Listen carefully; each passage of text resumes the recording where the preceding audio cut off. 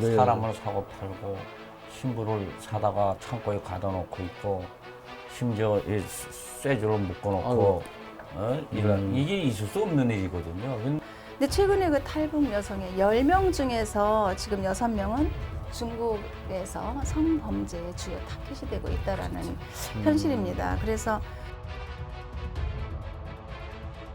좀 더 이런 우리 국가가 글로벌한 마인드로 좀 이 다양한 외국의 상대 국가와 잘 협조를 해서 그네들 국가에서 우리가 좀 더 수용해서 사전 이 정착 교육을 시켜서 들어오는 그런 방법을 좀 취했으면 더 좋지 않느냐 이렇게 생각을 많이 하고 있습니다. 이렇게 3만 3천 명의 탈북자도 지금 걸어앉지 못하는데 앞으로 통일되면 그 많은 북한 사람들을 어떻게 안겠냐 나는 이게 걱정이 됩니다.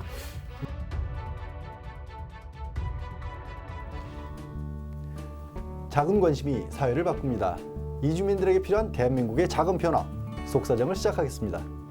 저는 진행을 맡은 양지열이고요. 지난주에 이어 오늘도 네 분 함께 자리해 주셨습니다.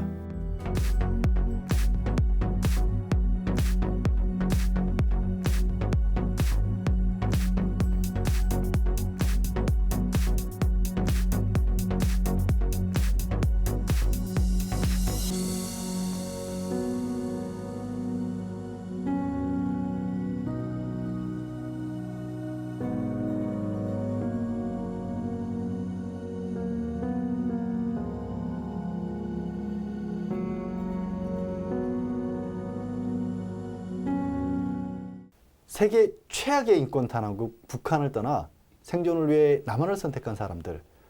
탈북 이후 이들의 인권은 제대로 존중받고 있을까요? 오늘 속사정에서는 지난 시간에 이어 탈북민 문제를 짚어볼 텐데요. 탈북 과정, 그리고 남한 정착 후 탈북민 인권의 현수까지 들여다보겠습니다. 먼저 영상으로 만나겠습니다. 많은 탈북 여성들이 중국에서 성노예로 팔리고 있으며 매매 규모가 연간 1억 달러, 우리 돈으로 1,200억 원을 웃돈다는 민간 보고서가 나왔습니다. 영국의 한 민간 단체가 지난 2년간 중국과 남한에 거주하는 인신매매 피해자와 구출단체 관계자를 면담해 조사했는데요. 우리 돈 약 5,100원에 매춘을 강요당하기도 하고 강제 결혼의 경우 10여만 원에 팔려가는 여성도 있다고 합니다.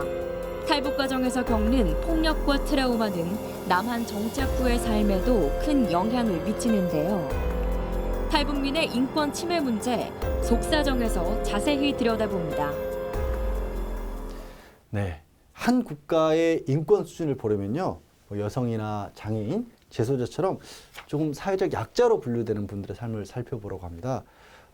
그런 의미에서 탈북 여성들의 인권을 살펴보면 우리 사회가 얼마만큼이나 인권 문제에 앞서 있는지 이런 걸 알아볼 수 있을 것 같은데, 신 회장님, 네. 그 탈북민들이 또 여성들이 많으시다면서요? 예, 그렇습니다. 지난 주말에도 그 탈북민이 태국에서 왔는데요. 한 20명가량이 왔습니다. 그래서 이제 보면은 이제 계속 탈북민이 증가하고 있지만 이 중에서 여성이 이제 특히 많이 지금 들어오고 있습니다. 그래서 지난달까지 입국한 탈북민 전체 한 546명 정도 되는데 이 중에서 지금 80% 이상이 여성입니다. 그리고 이제 예전에 비해서 그 연령대가 굉장히 젊어졌다는 사실입니다. 예. 아마도 이러한 그 현상을 보면서 여성의 이주들이 뭔가 직장을 좀 구하기가 편안하고 좀 이렇게 생존하는데 이제 살아가는데 좀 적응을 쉽게 하는데 있지 않나 생각을 여성분들이 합니다. 남한에 네. 왔었을 때 상대적으로 그럴 것 같다는 네, 거죠? 직장을 구한다라든가 이제 그런 부분에 있어서 좀 편리하죠. 오늘 여기 탈북 여성분 계시잖아요, 네. 이순실 씨. 네.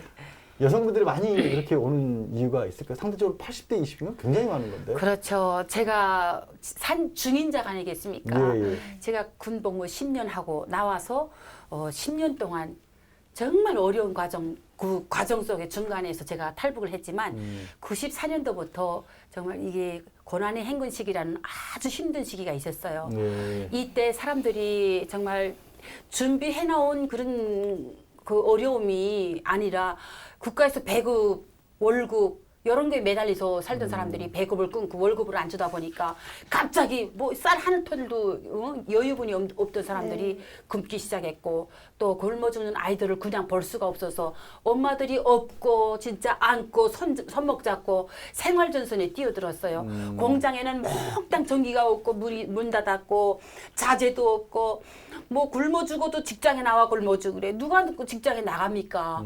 그러다 보니까 어려운 그런 세대들이 많이 생기면서 그때 94년도부터 김일성이 딱 죽고 김정일이가 올라가서부터 방랑자라는 대열이 엄청 커졌어요.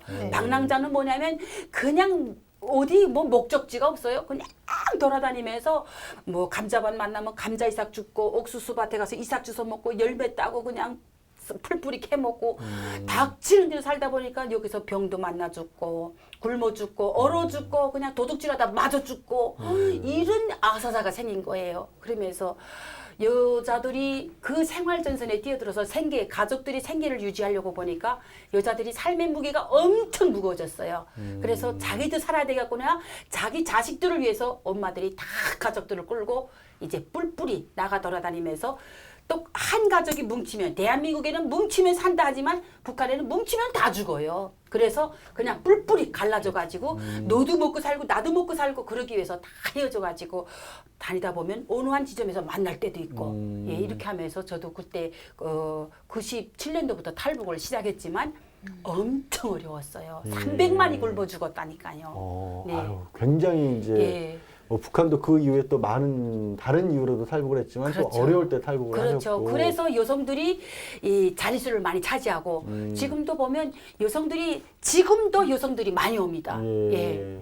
그렇네요. 오늘 이제 그 탈북 과정에 관해서도 좀 얘기를 해볼 텐데요. 유 교수님이 이쪽 얘기를 잘하실 텐데 교수님 너무 구체적으로 루트까지 밝히시면 안 되고 그렇죠. 나라 이름까지 다 밝히시면 안 맞습니다. 되는데 우리는 보통 생각하는 게 그냥 북한에서 중국 갔다 중국에서 남한 온다 이렇게 그렇죠. 생각하는데 그렇지가 네. 않다면서요.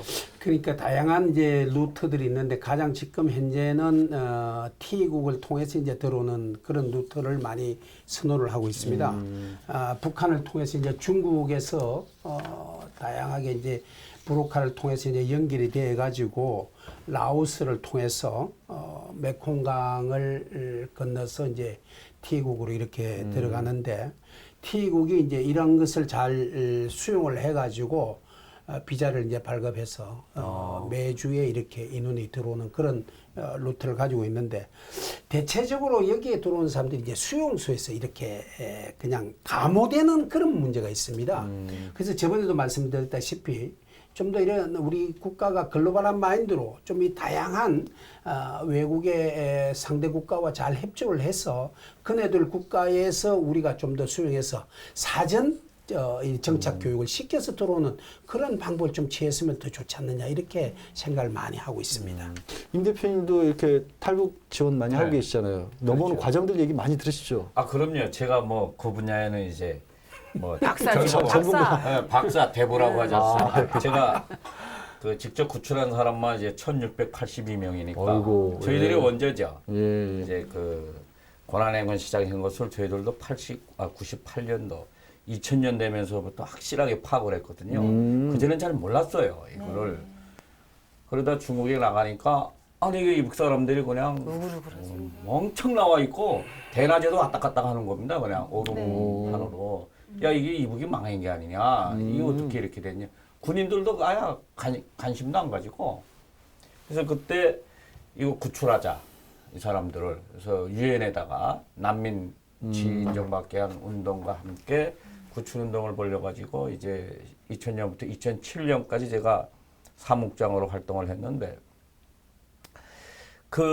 이 북한이 그렇게 권한의 행군 시작되면서 2000년 북한 조선노동당 그 내부 자료를 보니까 북한 인구의 17%가 아사인 거로 나옵니다. 17%면 거의 400만 명이 되네. 2,500만 원으로 봤을 때. 10명 중에 거의 2명 그렇습니다. 가까이가. 그렇죠. 예. 그렇게 하고 그 인구 조사가 불가능해진 겁니다. 이 사람들이 다 어디 간지 몰라요. 어떤 마을에는 아야 도시 같은 데는 비어버린 겁니다. 회색 도시가 돼버린 거죠 이게. 사람이 정확하게 없는. 정확하게 통계가 잡히지도 않은 거네요. 그렇죠, 그렇죠. 센서스로 할 수 없는 거죠. 네, 통계를 못하니까 그게 2003년도인가 우리 한국에서 지원을 해준 거죠. 단말기를 통계 조사를 해라 이 사람. 국가 통계를 내봐라 해가지고. 그래서 시작된 건데 그 과정에 대부분 사람들은 이제 아사했고 그 국경연설이나 요거 중국으로 나올 수 있는 유리한 지역에 있는 사람들이 한 30만 명이 나온 겁니다. 그것이. 그거는 이제 그때 당시 북한이나 중국에서 아 이게 한 30만 명쯤 들어간 것 같다. 중국 정보기관도 북한 내부를 정보를 하다 나니까 없어진 숫자 이렇게 비슷 맞추는 모양이에요. 그래가지고 저희들이 야 이거 30만 명 나왔으면 20만 명만 남한으로 이주해도 평화통일은 온다 해가지고 저희들이 그 운동을 했거든요.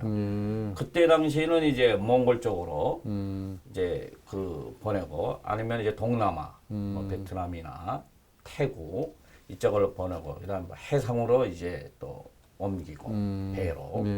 그래도 일부는 우리 영사관, 영사관으로 이제 진입시키고 중국에 해가지고 있는 영사관. 그렇죠. 그래서 뭐 국제적으로 난리가 나고 막 했는데 그렇게 해도 이게 적은 거예요. 들어온 숫자가. 그래서 저희들은 한 이게 그때 2000년도니까 그에서부터 한 10년만 하면은 이북 사람들이 한 20만 명이나 한 30만 명 정도는 이주할 수 있겠다 했는데 그것이 불발난 거예요, 현재. 만약시 그때 이렇게 여성분들 나와 있는 분들이 많았죠.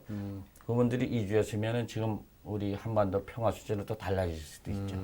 근데 이게 어려운 이유 중에 하나가 많은 이유가 있겠지만 오는 과정이 이 교수님 이게 뭐 굉장히 상상을 초월하기 힘들다면서요? 그렇습니다. 그 이야기 전에 이제 아까 그 고난의 행군 때 이야기를 잠깐 하면서 이제 그 과정을 이야기를 하겠는데 제가 이제 좀 비밀 이 촬영 자료를 좀 봤는데 압록강변에 이제 나와서 있는 그 어머니가 아기를 안고 있으면서 이렇게 아주 그 힘든 표정을 짓고 있는데 아기는 이제 뭐 방긋방긋 웃으면서 이제 하죠.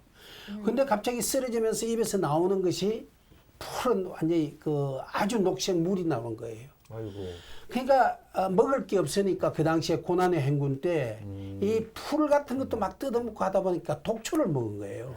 그러니까 그 자리에서 그냥 쓰러져서 죽어버리고 모르는 애기는 그냥 빵긋하면서 엄마 품에서 계속 이제 이렇게 다니는 아주 눈물 없이는 볼 수 없는 그런 환경이 있었습니다. 그런 것도. 그 다음에 이제 접경 지역에 저희들이 이제 많은 비전 트립을 다니고 했는데 그때 보면 이제 꽃제비죠. 어린 애들이 와가지고 우리 차에 올라서 노래 부릅니다. 장군가 뭐 반갑습니다 이런 노래 부르면은 이제 우리 관광객들이 와서 이제 돈을 준다는 사실을 알고 떼거지를 몰려오는 거예요. 때로 이런 어려운 현실 속에서 이제 한데 이런 사람들이 중국에서 뭐 헤매고 이제 탈북을 하는 과정에 있었는데 이렇게 어려운 과정에서 가장 어렵게 그 과정을 거친 사람들 중에서 이제 중국 국경을 통해서 이렇게 라오스 메콩을 거치면서 태국 라오스, 미얀마 이 삼각지대가 골든 트라이앵글 지역이랍니다. 여기는 정부 반군들이 장악하는 지대로서 여기에서 뭘 하느냐면 아펜을 대량으로 재배합니다. 그 아펜이 이제 이 세계 각국에 이제 많이 마약으로 이제 이렇게 변환돼서 하는데 이 지역에서 이제 잡혀가지고 평생 중노동을 하는 이런 경우가 되죠. 그러다 보니까 탈북도 못하고 아예 그 지역에서 잡혀서 그걸 아예 노동자로 쓰는 이런 아주 악랄한 방법도 취하는 경우도 이렇게 목격을 하고 그런 분들도 이렇게 구출해주는 그런 사례들이 있었는데 여하튼 중국 지금 내에서도 헤매고 있는 인구가 한 3, 4만 명이 된다고 그러는데 그저께도 통화했는데 지금 중국에서 헤매고 있는 그 사람들이 오도 가지를 못하는 그런 현실들을 뵙고 있고 또 중국인들에게 납치당한다든지 인신매매로 팔려서 아주 어려운 환경에 처한 사람.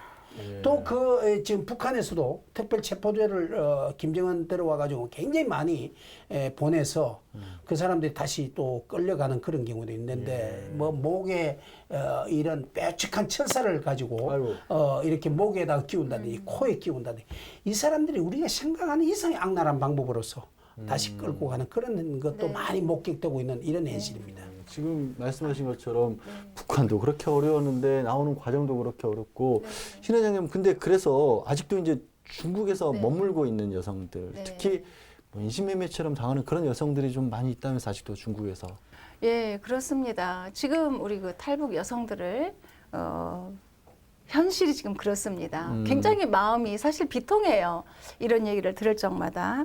근데 최근에 그 탈북 여성의 10명 중에서 지금 6명은 중국에서 성범죄의 주요 타켓이 되고 있다라는 현실입니다. 그래서 탈북 여성들이 지금 성매매 대상이 되고 있고 또 인신매매 지금 대상이 되고 있는 현실이죠. 그래서 가장 어린 그 피해자의 나이가 고작 9살이라고 합니다.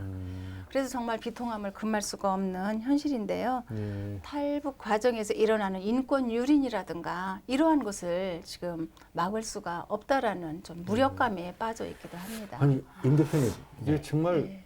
이 세기가 21세기인데 인신매매라는 말이 나온다는 것 자체가 사실 네. 충격적이지 않습니까? 그런데 많이들 있다는 거 아니에요? 그게? 그렇죠. 이게 지금 국제적으로도 이게 지금 현 시대에 이게 인신매매 네. 사람을 사고 팔고 신부를 사다가 창고에 가둬 놓고 있고 심지어 이 쇠줄로 묶어 놓고 이런 이게 있을 수 없는 일이거든요. 근데 이거 현재 우리 대한민국 국민에게서 일어나는 현실인 겁니다. 이것이 지금 보면은 압록강 두만강 지역에는 그 이북 여성들을 그 매매하기 위한 사기 위한 중국 시장이 형성돼 있어요. 이렇게.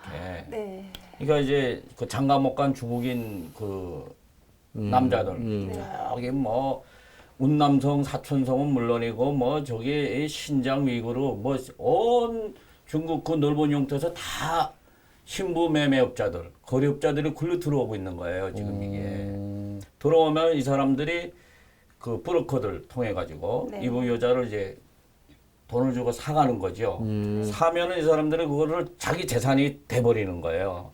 우리가 여러 번 그걸 구출하러 가가지고 이제 빼앗아도 오고 이건 문제가 생길까 우리도 돈을 주고 사와야 되거든요. 이 사람이 돈을 주고 사왔기 때문에 또. 참.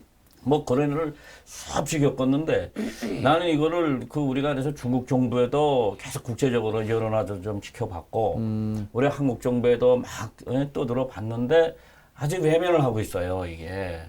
그래서 저희들 이건 안 된다. 그래서 우리 전 역사를 보니까 병자호란 때 우리 많은 조선 여성들이 그런 아픈 과거가 있죠. 그런 과거가 비슷한 게 있었더라고요 이것이. 그때도 조선 정부는 다시 그것을 바로잡기 위해서 이제 노력을 많이 했는데 지금에 와가지고 우리 대한민국이 이것을 미적적하게 본다는 것은 이해할 수 없네요. 우리 춘수 씨도 이 부분은 잘 알고 계신다면서요? 제가 그 인신매매 그 당해가지고 압록강을 건널 때 3살짜리 아기를 배낭 속에 이어갖고 같이 건넜어요. 건너오자마자 강 옆에 숨어있는 인신매매 사람들한테 잡힌 거예요. 잡히자마자 이들은 배낭에서 아이를 분리했고 그 아이는 울며 불며 엄마를 찾을 수밖에 없잖아요. 아이 입도 틀어막고 엄마 입도 틀어막고 이런 상황에서 배낭에서 아이를 쭉 뽑으니까 아이가 엄마 손을 마지막에 딱 잡으면서 헤어지면서 그 3살짜리 아이가 한 이야기가 뭔지 아세요? 3살짜리가 이제 아장아장 걷고 이제 말을 짤짤짤짤 배울 때인데 엄마 나 배고프단 말 안 할게. 엄마 같이 가. 엄마 나 배 안 고파. 이게 3살짜리 그 아이 입에서 나온 거예요. 그 아이를 뺏긴 것도 가슴 아픈데 이 인신매매 장사꾼들은 그 아이를 엄마 앞에서 장마당에 강아지 고양이 팔듯이 흥정을 하는 거예요. 돈 가지고. 그거를 보니까 그 아이 때문에 압록강을 건너와가지고 마지막에는 상품이 돼서 팔려가는 거 이걸 보면서 비록 저희 개인의 일이지만 한국에 와서 탈북자들 이야기를 들어보면 전부 인신매매 당해서 온 애들이에요. 그 애들이 물건짝처럼 이렇게 다 팔려갔거든요. 이 집에 가서 뭐 7,000원에 샀으면 7,000원에 이렇게 사서 움직이다 보면 이 여자가 말 안 듣고 자꾸 울고 말도 안 하고 집에 갈 생각만 하고 그러면 다시 웃돈 8,000원 주고 다른 집에 팔아버려요. 이렇게 장기적처럼 여기 팔리고 저기 팔리고 말 안 듣으면 매 맞고 도망가다 오토바이 치켜서 다리 다 부러지고 이런 거를 보면 정말 여자로 태어나가지고 왜 여자로 태어났지 이런 것도 있고 내가 북한에 조선민주주의인민공화국 이 여성으로 태어나가지고 이 중국 땅에 와서 이렇게 숨어 천대받는 나라가 잘 먹고 잘 살아야지 어디 가서 환대를 받지. 나라가 저러니까 북한 사람들도 오면 그냥 강아지 고양이 취급하고 이런 걸 보면서 너무 진짜 이게 쓰라린 일이라고 생각해요. 저는 이게 진짜. 아니 임 대표님 지금 말씀하신 정도의 상황이면 아무리 뭐 중국이 뭐 사회주의고 어쩌고 그러더라도 그들도 기본적인 인권이라는 게 있을 거고, 그러니까 사람이 이렇게 학대를 받고 그러면 중국 정부에 경찰에 신고를 하고 그럴 수 있어야 되는 거 아닌가요? 그것이 지금 아주 국제적으로 지금 딱한 문제인데, 중국의 입장은 그겁니다. 자기들은 자기네 땅에 예. 북한 주민들이 불법으로 넘어왔기 때문에 이 사람들은 무조건 단속을 해가지고 북한으로 강제 북송해야 된다. 그러니까 이렇게 판례 오시는 분들이 그나마 살아남으려고 왔는데 잡혀서 북한으로 다시 북한으로 보내주는 가면은 이거는 상상할 수 없는 고통이 또 따르거든요. 그러니까 어차피 중국 공안이나 제도 시스템을 피할 수밖에 없는 거예요. 그 단점을 중국의 이 인신매매업자들이 아주 고도로 활용을 하는 거죠. 이것이 지금 거기다가 중국엔 이미 그 인신매매로 해서 1억 달러 이상의 시장이 형성되었다라는데 굉장히 충격적이에요. 그렇죠. 그 시장이 참 그 어디 가서 말하기 힘든 겁니다. 여성 몇 살은 얼마, 네. 예, 몇 살은 얼마, 네. 아동은 얼마 이런 식으로 가격이 지금 매기죠. 제가 인신매매로 팔려나갈 때 거기서 내가 흥정하는 걸 보니까 아이는 중국 돈 3,000원에 팔더라고요. 그리고 네. 어른은 5,000원. 그리고 또 처녀애들은 더 비싸요. 그런 걸 보면서 이거는 정말 사람이 아니죠. 이거는 우리가 사람이니까 못 치는 거죠. 이거는. 이걸 우리 대한민국 정부가 이걸 좀 중국 정부하고 이거 대화를 해가지고 그런 문제를 이렇게 좀 발전시키면 북한은 하고는 더 할 말도 없는 거고, 예, 그래서 해야 되겠는데 아직 그 제도가 안 돼 있어요. 예. 북한과 중국은 지금 일종의 그 조약이 맺혀져 있기 때문에 북한에서 탈북한 사람들에 대한 이렇게 다시 북송을 시키는 그런 상호 간의 조약이 되어 있는 그런 형태를 취하고 있고, 오히려 뭐 신고를 한다면 오히려 중국 공안은 더 한양해서 체포해가지고 잡죠. 북한으로 북송해야 되는 오히려 그런 형태를 취하고 있으니까 더 심각한 문제고, 또한 요즘에는 브로커들이 오히려 이 탈북민들을 도와주는 게 아니라 중국 정부와 오히려 이렇게 밀약이 돼가지고 그거를 정보를 제공해주면 일정한 이 사례금을 받는 그런 행태를 취하고 있고, 또 북한에서 탈북 체포조리로 나와가지고 그 탈북민들을 이렇게 체포하는 것이 중국 공안과 연계되어 있다는 것이 또 우리로 봐서는 심각한 문제이고, 심지어는 이 부르카 중에서는 탈북민 속에 들어가가지고 오히려 북한 체포제의 정보 조직을 해가지고 그 정보를 제공해 줌으로써 일정한 사례비를 받고, 그러다 보니까 일전에는 한 5명 정도 가족이 넘어오다가 부르카에 일정한 돈을 주고 했는데 오히려 탈북 체포제에 되고 체포돼 가지고 가는 중에 청산가리를 마시고 일가족 5명이 네. 그대로 그 현장에서 그냥 오히려 죽어버리는 그런 안타까운 사실을 볼 때 상당히 이거를 지금 우리 정부가 어떻게 해야 되냐는 것은 좀 더 정책적으로 잘 이런 것을 기준을 맞춰서 모색해 나가야 되지 않느냐 그렇게 봅니다. 아니 지금 이제 잠깐 말씀하신 것처럼 윤순실 씨 이게 우리 정부도 알 거 아니에요. 이게 이런 얘기들 그러니까 처음에 한국 오셨을 때 뭐 하나원이나 아니면 정보 당국에 말씀하셨죠, 이런 겪은 일들. 다 얘기하죠. 저 같은 경우도 8번 북송당하고 9번째 만에 왔어요. 근데 그 8번 북송에 9번 탈출에는 10년 기간이 들었어요. 10년이 들었어요. 그래서 이제 북한에 북송돼서 북한에 이렇게 잡혀 들어가면 그 보위부 감옥에서 우리 여성들이 당하는 그런 인권 유린에 대해서는 상상도 못합니다. 우리가 얘기하면 한국 분들은 다 저게 거짓말이라 그래요. 내가 대한민국에 혼자 온 탈북자라면 정말 그걸 거짓말로 하겠어요. 근데 탈북자들이 33,000명에 이릅니다.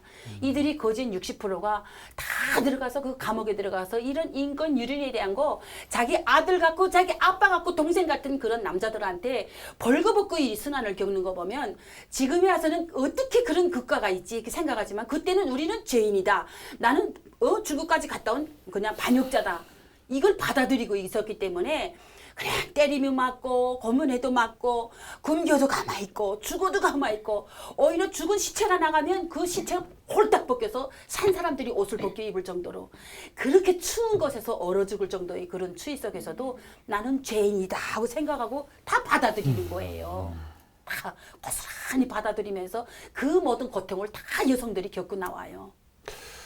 아니, 임 대표님도 이런 문제는 네. 정부에도 건의도 많이 하시고 그러셨을 것 같은데. 그렇죠. 저희들이 뭐 물대포 맞으면서 이제 광화문에서 시위도 했고 중국 대사관 뭐 각 나라 대사관 다 찾아다니면서 항의도 해봤는데 이것이 지금 그 우리 대한민국 정부는 정식으로 지금 그것을 거론을 하지 않고 있어요. 그러니까 중국 정부와의 관계 뭐 북한 뭐 관계 뭐 이런 걸 생각하는 모양이더라고요. 그러니까 제일 난 문제는 이렇게 우리 당사자들이 지금 적극적으로 나서지를 못하고 있어요. 이 온 사람들의 수가 얼마가 안 되고 또 이것이 나름대로의 뭐 문화권을 형성하지 못하고 하다 나니까 이거를 정부에다가 제안을 하고 자꾸 해서 정부가 그 움직일 수 있는 명분을 제공해 줘야 되는데 그걸 또 못하는 겁니다. 그러니까 예. 정부로서도 그냥 뭐 계속 뭐 그 사례만 쌓여가고 있는 겁니다. 이것이 지금. 유 교수님, 이런 상당히 심각한 상황인데 참 여러 가지 정치, 외교 이런 현실 사이에서 아픔은 정작 이제 탈북민들이 겪고 있는 그런 상황이네요. 이 우리 지금 미국과 영국에서도 2000년도에 북한 탈북민에 대한 인권, 북한 인권법을 제정을 한 적이 있지 않습니까? 이러한 데 대해서 적극적으로 탈북자 문제에서도 개입을 하고 있고 우리나라에서도 발의는 해놔놨고 굉장히 오랜 시간에 거쳐서 11년 만에 북한 인권법에 대해서 2016년도에 제정돼 가지고 통과를 되었는데 이 적용 대상이 북한 주민에 대해서 북한 주민에 대한 해석은 군사 분계선 이북 지역에 거주해서 이 지역에 직계하는 가족, 배우자, 그다음에 특정한 직장, 생활 근거를 두고 있는 사람 이렇게 했었단 말입니다. 그러다 보니까 북한 주민이 왜 이렇게 중국이나 이렇게 나온 거는 또 정작 다른 문제다 이거죠. 맞아요. 이런 문제. 그래서 삼국의 통일부에서 삼국의 일시체로하는 북한 주민도 북한 인권법에 적용을 돼야 된다. 그렇게 말은 하지만도 이게 정부가 바뀔 때마다 일관성 있는 정책 기조를 가지지 않고 그때보다 바뀌는 이런 행태를 취하다 보니까 탈북민들의 고통 또 북한 인권에 대한 어떤 어려움 이것이 상당히 난조를 보이고 있는 이런 현상은 우리가 좀 심각히 고민해야 될 문제다 이렇게 저는 봅니다. 예. 신 회장님, 이렇게 어려운 상황이라면 탈북에 성공을 했더라도 대한민국에 들어와서 적응을 하시기가 너무 힘들 것 같아요. 네, 그렇습니다. 그런데 지금 우리 대한민국 헌법 제3조에 보면은 영토 조항에 그 대한민국의 영토는 한반도와 그 부속 도서로 한다라고 나와 있어요.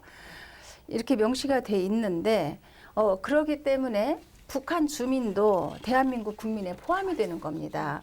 그래서 북한이 탈주민법 제4조 2항에는 대한민국 정부는 탈북민 보호를 위한 외교적 노력을 성실히 다해야 할 의무가 있다라고 명시되어 있고요. 또 그런데도 우리 정부는 중국과 이제 그 북한의 눈치를 이제 보면서 탈북자 문제에 사실은 지금 적극적으로 나서지 않고 있는 것 또한 사실입니다. 예. 지금 이렇게 그런 일들을 겪고 이제 대한민국에 들어온 또 북한 분들 네. 트라우마라고 해야 될까 이런 것도 굉장히 심각하겠어요. 예, 사실 매우 심각하게 지금 나타나고 있습니다. 일단 오랜 기간 동안에 그 이제 쫓겨 다녔고 또 그 수감되어 있었고 그러다 보니까 갖가지 이제 건강상의 지금 이상 징후로 나타나고 있는 것은 사실이라고 합니다.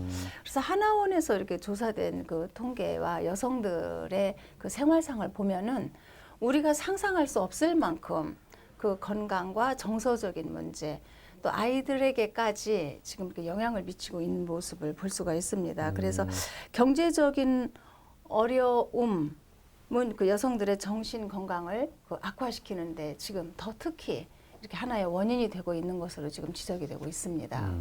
교수님, 이런 어떤 탈북 여성분들이 겪는 스트레스에 관한 연구도 있다면서요? 그렇습니다. 그래서 중국 내에서 탈북 여성들의 어떤 스트레스 대책에 대한 방안 뭐 이런 논문들도 발표가 된 것이 몇 건이 있었는데 실제로 이 탈북 여성들이 중국에서 겪는 이 고통, 어려움 이것은 심각한 문제고 그걸 통해서 어떤 강박관념 우리 저 이순신 씨가 이야기한 것처럼 중국에서의 그 여성들이 당하는 그 수모와 수치는 뭐 우리가 상상을 초월한다고 그렇게 봐야 되는 거죠. 그러니까 그걸 통해서 한국에 정착하더라도 어떤 대인 이 기피증, 그다음에 우울증, 불면 뭐 이런 심지어는 적대감이 나타나는 거죠. 뭐 그런 고통이 결국 어떤 사람들에 대한 공포심으로 인해서 적대감을 보인다든지 또 일대인 편집증 이런 거, 그다음에 잠을 못 자가지고 뭐 수면을 제대로 못하는 이런 현상들이 많이 나타나는 거죠. 그거를 통해서 또 가족을 떠났으니까 남성보다는 여성들이 오히려 그런 데 민감하지 않습니까? 그래서 가족 간에 생긴 어떤 갈등들 이런 다양한 복잡 다단한 문제들이 여성들이 가지고 있는 이런 심리적인 문제를 우리가 어떻게 하면 좀 더 상담 체제를 잘 구축해서 이네들을 이렇게 심적으로 좀 이렇게 해소해주는 그런 방안을 우리가 적극적으로 좀 찾아봐야 되지 않느냐 그렇게 생각합니다. 사실은 우리 이순실 씨 말씀을 그냥 다른 말씀을 하실 때 너무 건강하고 이렇게 밝아 보이셔서 그렇게 어려운 일을 겪으셨는지 상상도 못했어요. 근데 그 오셔서도 그러면 굉장히 어떤 정신적 스트레스나 이런 게 심각하셨겠어요? 저는 건강상 정말 건강인이라고 생각해요. 건강 네. 미인이라고 생각하죠. 근데 건강하지도 않더라고요. 보니까 우리가 중국에서 쫓기고 북한에서부터 쫓기고 이렇게 와서 중국에서 공안차가 지나가고 빼빼빼빼 지나가 구급차가 지나가도 공안차가 오는 것처럼 막 이렇게 공포심을 갖고 심장이 막 튀어나오는 소리 막 그래. 심장 뛰는 소리를 우리가 다 들으면서 살았어요. 그리고 막 이렇게 한 가정, 이게 한 동네에서 있다 보면 그 동네에서 결혼해서 애 낳고 사는 사람도 누가 밀고해서 잡아가요. 그러면 애는 엄마 찾고 엄마는 아이 찾고 이게 거기서 갈라지는 걸 봤고 그리고 또 여기 매서 살아야 되니까 다시 도망쳐서 한국에 가는 과정에 또 그러니까 북한에도 애가 있어. 중국에도 애기 남겨두고 왔어. 이 엄마들이 겪는 그 가슴 아픔이라는 거는 이렇게 차마 꺼내놓고도 얘기를 못하고 또 우리 또 새로운 이 새롭게 대한민국에 오는 친구들을 탈북자들을 보게 되면 우리 뭐 프로그램에서도 이렇게 이야기를 하지만 그 자기가 겪었던 그 순환들을 창피해해요. 수치로 여겨요. 이건 우리들이 수치가 아니에요. 그 나라에서 우리를 이렇게 만든 거예요. 그렇죠. 잘못하신 게 없잖아요. 잘못한 거 없기 때문에 스스럼 없이 꺼내서 이야기를 하면 좋겠는데 나이도 어리고 장래 문제도 걸리고 하니까 이런 거를 그냥 비밀로 나만의 수치로 여기면서 그거를 토로를 못하는 거예요. 그런데 한국에 와서 보니까 한때는 제가 처음에 한국에 나와서 활동할 때는 인권 문제에 대한 일들이 너무 많았고 그런 토론의 활동들이 많았어요. 근데 최근에 와서는 아무것도 없고 입 딱 다물고 있는 것이 나는 정부에 하고 싶어요, 이 말을. 북한의 인권, 탈북자들의 인권 문제에 대해서도 좀 많이 해달라. 왜 이것이 갑자기 없어졌냐, 그냥 이거예요. 그래서 미국에 가서도 우리가 토론하고, 북한 자유주간 행사를 위해서 미국에 있어서 사람들이 오고, 대한민국 국민들은 북한 인권, 북한 탈북자들의 여성 인권, 아동 인권에 대해서 관심이 없어요. 그냥 자기만 겪지 않으면 되는 거예요. 이런 문제를 관심 없기 때문에 오히려 외부적으로 미국이나 일본이나 이런 데서 기자들이 많이 와서 취재해가는 그런 경우들을 많이 봅니다.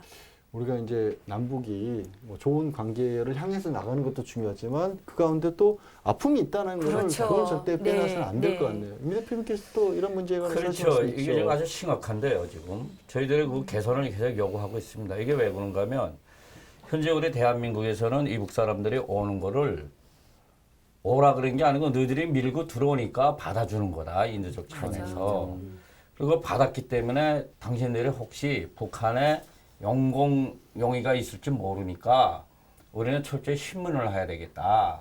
확인을 해야 되겠다 하는 해가지고 현재 이북 사람들 오시면은 우리 때는 1년을 했습니다. 지금은 3개월 동안 그 대공영점을 찾는다고 간첩 잡으면 하는 신문이 바로 그렇게 하는 거예요. 그러니까 이런 아내자분들은 거기에 엄청 이게 당한 겁니다. 예. 지금 모르는 거예요. 모르고도 당하는 거예요. 그걸 한번 그런 걸 겪고 나면 사람은 약간 이 생활 안에 상당한 지장을 받거든요, 이게. 그러니까 그걸 통과하고 국정원에서 통과해서 나오면 이 사람들을 또 통일부에서 하나원이라고 정착 교육을 시킨다고 거기서는 아침 기상하고 해병대 교육 비슷하게 또 생활을 시키는 거예요, 이게. 다 해병대야. 그러니까 이 사람들이, 저 탈북민들이 중국에서 죽을 고생을 했고, 팔려다녔고, 또 자유를 찾는다고 국경을 2개, 3개 넘으면서 엄청난 시련을 겪었고, 자유라고 찾아왔는데 여기서는 너 혹시 북한 간첩일 수도 있다. 라는 해가지고 엄하게 그렇게 신문을 하고 또 이거 가가지고 정착을 시킨다고 해병대 교육 비슷하게 또 한 3개월 시키고 그러니까 이게 지금 정신적으로 이 사람들이 이게 뭐 참 눈 뜨고 있기가 힘들겠네요. 사실. 이게 이 프로가 제도적인 문제인 거지. 저녁 점검도 딱 그 해병대예요. 해병대처럼 자자 돼가지고 따다다다다 번호 부르고 그래서 그런데 저는 군복무를 하다 와서 그 생활을 하니까 너무 재미나고 즐거운 거예요. 근데 다른 애들은 진짜 어린 아이들은 왜 이렇게 해야 돼 이런 경우들이 있긴 있어요. 그래도 그것도 80살부터 이제 예, 80살도 한 살까지 다 같이. 다 똑같이 이게 한 말이 방에. 안 되는 거지. 예. 참 근데 이제 그렇게 말씀을 하시고 또 아까 잠깐 들으면 게 중국에서 그렇게 오랫동안 있는 분들도 계시다 보면 또 중국에서 태어나는 아이들도 그렇죠. 또 있다면서요. 많이 실제로 태어나죠. 그 예. 중국에서 태어난 아이들도 굉장히 많다면서요. 예, 상당수 많은 걸로 이제 저 가까운 데서 이 부분은 바로 지금 접할 수 있는 것입니다. 근데 통계에 의하면은 탈북 여성의 경우에 그 중국에서 거주하면서 제3국 체류 기간이 평균 6년이에요. 그러니까 남성보다 배가 더 길거든요. 남성이 3년인데 여성은 지금 6년입니다. 그래서 탈북할 때는 혼자였는데 어쨌든 살아남기 위해서 그 생존을 위해서 그 제3국에서 가정을 꾸리고 뭐 인신매매가 되었던 뭐 어떤 경우에든 그래 아이를 낳는 경우가 상당히 많습니다. 그리고 거기서 아이를 낳고 출산 후에 한 2, 3년 살다가 그쪽 남편이 한국에 보내주는 조건이 한국에 가서 돈 벌어서 여기에 있는 이 아들을 딸을 양육하라는 그 약속을 하고 한국으로 지금 보내줬다. 그래서 한국에 입국하게 되었다라는 그런 좀 모습을 볼 수 있었습니다. 그 참 그러다 보니까 그때 말씀해 주셨죠. 그러니까 어머니는 같은데 이제 그렇죠. 북한과 중국, 한국에서 예. 태어난 아이들이 따로따로 있는 경우도 생긴다고. 그 이제 그 한 가정에 세 나라 아이가 있고 또 엄마는 그 애들을 보면서 운다고 했잖아요 저번 시간에. 근데 그게 뭐냐면 엄마들이 중국에 애가 한둘 보통 7년 6년을 살다 보니까 네. 애가 하나면 괜찮은데 둘 네. 셋씩 있어요. 예. 그 중에 둘 셋을 다 못 데리고 오니까 네. 경제적 부담도 있고 그래서 또 돈을 벌어서 부지런히 벌어서 또 이렇게 애들 키우는 양육비도 보내주지만 이 애들이 어떻게 자라는 줄 알아요? 엄마들은 이 애들을 품에 안지 못해요. 왜 그러냐면 와서 북한식 교육이 되는 거예요. 넘어져도 손 안 잡아줘요. 일어나, 네, 네. 일어나, 네. 일어나. 자립심을 키워주는 거예요. 그래서 그 애들도 와서 한국에서 난 애, 중국에서 난 애, 북한에서 데려온 애도 그렇게 해서 한 가지 교육을 똑같이 북한식 주입 교육을 시키기 때문에 그래서 그나마 엄마들이 그 가정교육에서 조금 부담이 덜어져요. 여기처럼 한국 엄마들처럼 안고 불어주고 올리고 달리고 머리 터집니다. 그렇기 때문에 아주 그냥 강하게 절대 넘어져도 손 안 잡아줘요. 일어나. 안 일어나면 그냥 혼자 갑니다. 그러면 혼자 툭툭 털고 우리 엄마는 내가 넘어져도 손 잡아주지 않는구나. 알아서 합니다. 그래서 밥 먹을 때도 엄마 나 밥 먹을래요? 그러면 전화 오게 되면 야 냉장고에 그 아이들 키 높이에 맞게 냉장고에다 밥을 갖다 놔요. 그러면 애들이 열고 4살 5살도 열고 네네. 자기가 엄마 올 때까지 밥을 다 꺼내 먹어요. 한국 애들은 안 그러잖아요. 이렇게 하면서 아이들이 강인하게 자라는 것 같아요. 네, 이순실 씨는 이제 강인하게 자란다고 말씀을 해주셨지만 사실 더 따뜻하게 해주고 싶어도 그렇죠. 안 돼서 그걸 못다 그러는 못 해주는 거예요. 그런 거죠. 예. 그래서 대한민국에서도 제가 하고 싶은 말이 뭐냐면 이렇게 3만 3천 명의 그 탈북자도 지금 그러앉지 못하는데 앞으로 통일되면 그 많은 북한 사람들 어떻게 안겠냐. 나는 이게 걱정이 됩니다. 교수님, 근데 이렇게 그 제3국에서 태어난 아이들 같은 경우에는 또 차별이 또 있다면서요? 그렇습니다. 제3국에서 태어난 아이에 대한 또 교육의 차별적인 문제가 이게 심각한 거죠. 이 상국에서 태어난 그 자녀들은 또 교육의 혜택이 또 제외됩니다. 그렇죠. 예, 탈북민들의 가족은 북한에서 태어난 학생들 어린 애들은 다 교육의 태고 특례적인 입학도 가능하고 학비적인 지원도 가능하고 이런 어떤 특례 조항들이 있는데 상국에서 태어났다는 사실을 인지될 때는 그건 제외됩니다. 이 문제도 상당히 좀 이 법에 상당히 좀 어려움이 있는 것 같습니다. 그래서 어떤 뭐 학비 지원이 없다 보니까 중간에 중퇴를 한다든지 대안학교를 간다든지 뭐 또 한국말을 못해서 아예 적응을 못하니까 불법적으로 불황화가 되는 그런 아주 이 심각한 문제들인데 이런 게 중국에서 무국적자로 이렇게 차별을 받아야 했던 애들이 한국 들어와서도 똑같은 차별을 받는 그렇죠. 이런 현상은 빨리 해소해 줘야 되지 않느냐 그렇게 생각합니다. 북한에서도 어려움들을 많이 겪으셔서 또 탈북을 어쨌든 시도하고 탈북하셨고, 근데 그 과정에서도 힘들었고 또 한국에 와서도 아직은 많이 힘들고 고쳐야 될 게 많은 것 같은데요.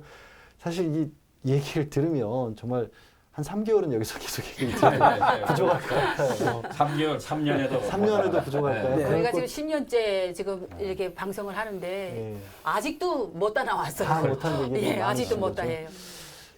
뭐 그렇죠. 이 탈북민 3반 시대로 그래서 한 2주 동안 얘기를 들어보겠던 제 계획이 얼마나 어리석은 계획이었는지 제가 스스로 깨닫고, 하지만 그 와중에서도 굉장히 중요한 얘기들을 많이 해주셔서 우리가 좀 더 탈북민들에 대한 관심을 가져야겠구나라는 걸 알 수 있는 그런 시간이었는데요. 어쩔 수 없이 마무리 말씀들을 좀 드려야 될 것 같습니다. 우리 좀 아픔 상처도 좀 이제 과감 없이 드러내주셔서 너무 감사드리고요. 또 그래도 못하신 얘기 많으시겠지만 한마디만 좀 정리해 주시죠. 예, 그 저번 시간에도 우리 임 대표님께서 탈북자들 당당하게 살아라 이런 말을 하셨잖아요. 저는 대한민국에 와서 우리 탈북자들에게 지금 또 말하고 싶어요.